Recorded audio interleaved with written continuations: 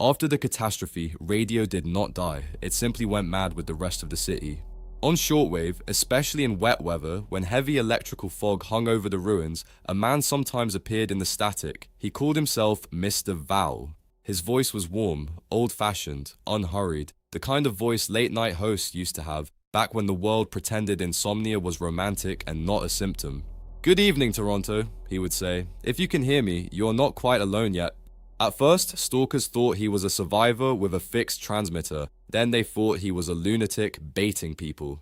Then the engineers noticed he broadcast on dead frequencies, through dead equipment, into sectors where no signal should physically arrive.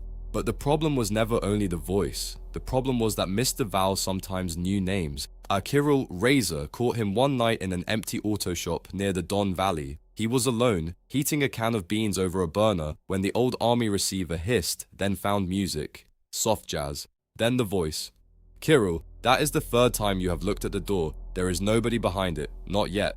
Razor smashed the receiver against the floor. 2 days later, they found him dead beside that same door. No signs of struggle. Eyes open. Fingernails torn away, as if he had tried very hard not to let someone in. Then there was Ivy, a field medic who listened for months and swore Mr. Val was the only thing in the zone that did not lie. He warned her about emissions, named places where no one should sleep. Told her to avoid tunnels where mourning lasted too long. Twice his words saved lives. Then one night the radio said, "Ivy, do not take the boy with you. He is already dead. You simply have not agreed yet."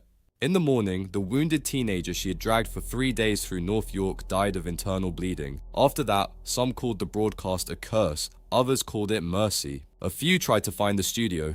They did, in an old broadcast building west of downtown, where concrete had sunk halfway into grey fungal growth and antennas rose into the sky like burned bones. 5 went in, 1 returned. He said the studio was empty, consoles dead, microphones dusty, a calendar on the wall, 10 years out of date. And in the main control room, sitting on a chair, there was a mannequin in a jacket, headphones placed over its plastic head. In front of it lay a sheet of paper. On the paper was written, "The broadcast continues as long as there is someone to listen." One stalker laughed from nerves, the others did not, because at that same moment, from a disconnected speaker in the corner, the familiar calm voice said, "Gentlemen, please do not touch the equipment." 3 ran for the exit, 1 fell on the stairs, 1 disappeared in the corridors. The survivor said that on the 2nd floor, in the dark archive room, he heard someone turning cards and whispering names. Hundreds of names. Thousands. Since then, stalkers still listen to Mr. Val, but only by the rules. Never answer out loud, never say your real name near a receiver, never listen alone for more than 1 hour.